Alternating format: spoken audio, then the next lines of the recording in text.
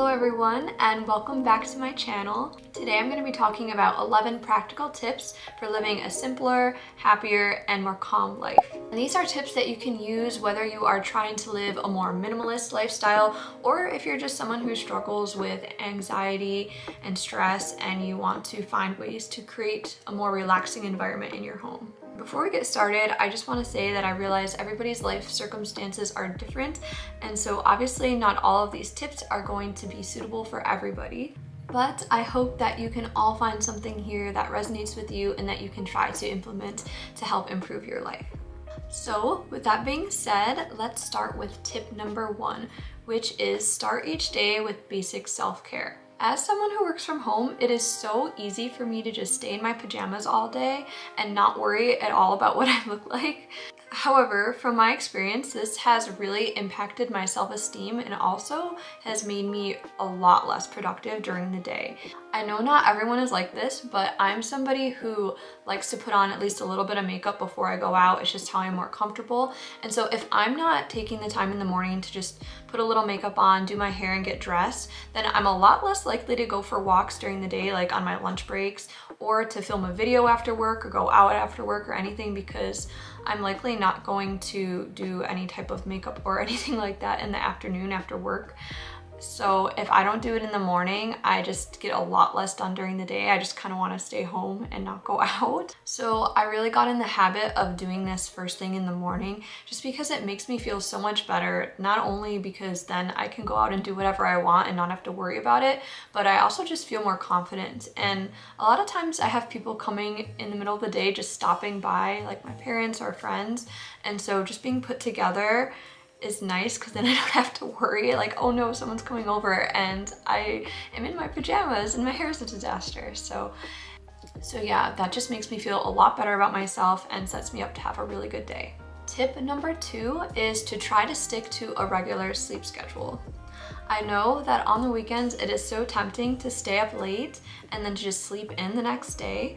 But honestly, when I do this, I feel so bad the next day. Like, even if I sleep in quite late, I just wake up feeling groggy. I oftentimes have like weird sinus headaches when I do this. I don't know why.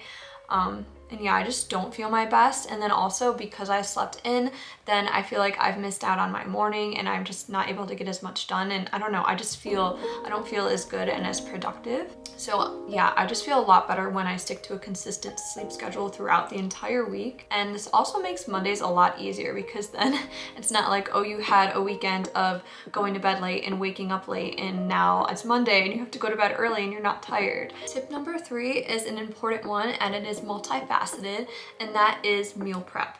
Planning your meals in advance for the week is so important. Go online, search for recipes that look good to you, and write down the ingredients for those recipes to create your shopping list. This not only helps with sticking to a budget while you're shopping, but it also means you have less decisions to make during the week about what to eat, because for Andrew and I, that's the worst when neither of us knows what we want to eat and we have to try to figure out something to make with the ingredients we have in our fridge.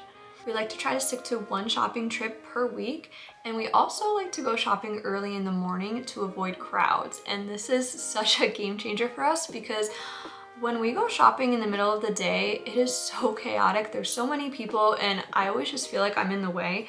And it just takes a really long time to get the shopping done. But when you go first thing in the morning, there's barely anybody there and you can just have a nice relaxing experience.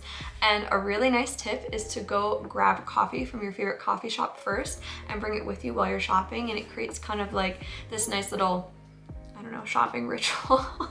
Plus, if you're getting your shopping done early in the morning, that means you have the entire day to do your meal prep instead of if you go shopping in the evening, then you get home and you have to rush to try to prep some meals for the week. So it just makes it a lot more relaxed. Okay, so tip number 4 is to move your body for 15 to 20 minutes a day. And I know that we're all super busy and getting up and doing an hour-long workout at the gym can seem basically impossible. And I've used this as an excuse in the past as to why I couldn't work out, just because I don't have a lot of time. And making time to get up and go to the gym was such a challenge for me. But then at the same time, I realized that I spend so much of my time during the day scrolling aimlessly on my phone. And I don't mean like, you know, scrolling and actually like talking to people or watching YouTube videos. I was just scrolling on Instagram for a lot of my day. And if I can just take 15 to 20 minutes of that time and use that to do a short workout, then that is a way I can fit in movement into my day every day. Daily movement is so important for both our mental and physical health. It gives us energy, it boosts our endorphins, it helps us feel more confident and strong. And so what I recommend doing is finding a workout on YouTube that you actually enjoy doing, just a short workout. For me, that lately has been gentle Pilates and yoga, and sticking to that every single day. And of course, once you get comfortable with this, you can, you know, increase the intensity or choose a longer workout if you have time. But the most important thing is just finding something that you are comfortable with, that you enjoy, and that you don't dread doing every day. Because when you dread doing it, you're not gonna do it. It's gonna end up, you might be motivated for a while and, you know, do it for a few weeks, but then you're probably gonna lose the habit. And in my opinion, it's much better to exercise consistently, even if it's just for 15 to 20 minutes, rather than sporadically be going to the gym for these longer hour and a half long workouts, because then you're not really building anything. You're not building a habit, you're just doing it intermittently, which is fine, but having those workouts that you do on a daily basis is really what's gonna help you to feel better and give you strength and energy. Tip number 5 is one that you might not have thought of before, and that is to create a ritual of setting your table nicely for dinner and sitting down to enjoy your meal undistracted by screens. And this is a really good example of a simple living tip that is not necessarily easier. So of course, it would be easier to just put your food on a paper plate and sit down and enjoy a show that you like and then throw the plate out and not have to worry about cleaning up afterwards. But this is a really nice way to make a normal part of your day feel special, and it also is a great way to show appreciation to yourself and to your friends or family or whoever you're eating with.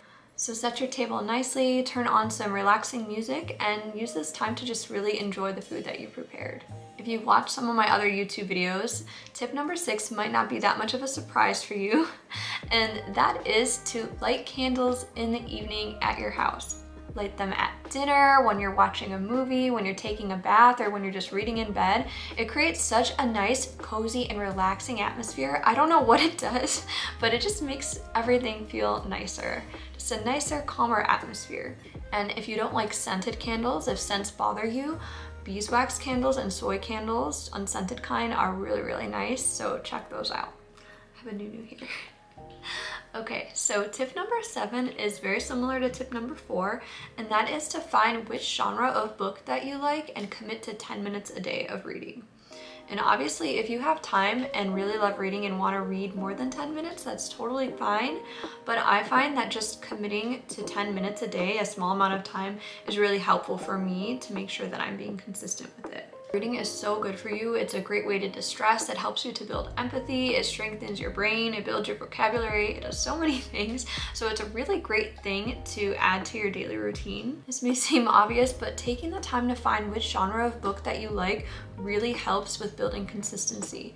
I've recently discovered that I really, really like self-help, motivational type of books. I don't know what it is about them, but I get really excited to read them. I look forward to it. I like to learn all the tips and tricks. And so that really helps me to keep wanting to read every day. So yeah, take the time to figure out which genre you really like, and that will help a lot with building consistency. Tip number 8 is one that Andrew and I really struggle with ourselves, and that is not overbooking our weekends. We love going out and doing stuff with our friends and family on the weekends. However, when we're doing stuff both Saturday and Sunday for multiple weekends in a row, it can just become very overwhelming, especially because we like to use those days to get some stuff done around the house and to do meal prep. And so if we're not able to do those things, it kind of throws off our whole week. So yeah, learning how to say no to plans is such an important skill to have, and making sure you are allowing yourself time on the weekends to just be home and relax can really relieve a lot of stress. Tip number 9 is an interesting one, and that is to practice mindfulness every day while showering. And the reason why I say this is because I don't want to keep telling you, oh, spend 10 minutes a day doing this, spend 10 minutes a day doing that. It just adds up and it can be overwhelming when we don't have a lot of time to do things. But showering is something that we usually do almost every day. And I feel like it's a really good time to have a dedicated mindfulness practice. I'm not really good at meditating or anything like that, at least not yet, but one thing that I do like to do, and something that I've found that really helps with my anxiety, is to do an exercise where I just focus on being present and using all of my senses. So I'll just be in the shower and I'll be thinking about, oh, what do I feel? What do I smell? What do I see? And just really focus on being present in the moment. And that just helps to get yourself out of your head and just focus on what is really there right in front of you. Another mindfulness practice that you can try while showering is to turn the water on to cold for a minute. And this, I mean, you probably not a minute at first, probably just a few seconds, but this is something that sounds horrible, but cold water has really good mental and physical impacts on our bodies.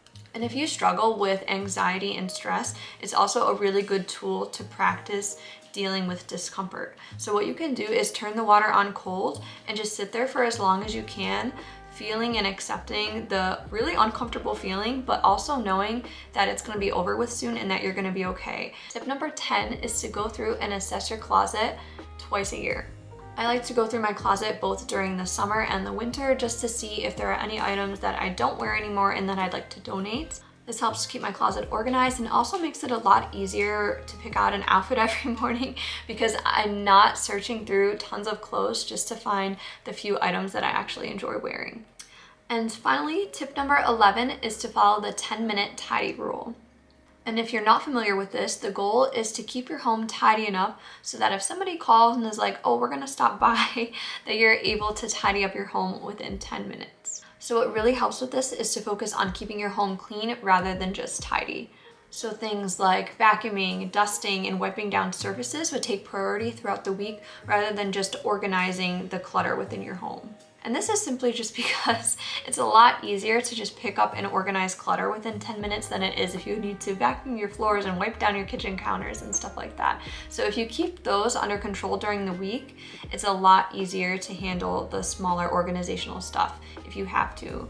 And something that really helps me is to create a checklist of chores that I want to get done throughout the week rather than have an actual set schedule of what chores I want to do on which days. And that's simply because my schedule changes all the time and I might not have the time to do something on a certain day. So it's a lot easier for me to just check things off when I can rather than have to do them on set days.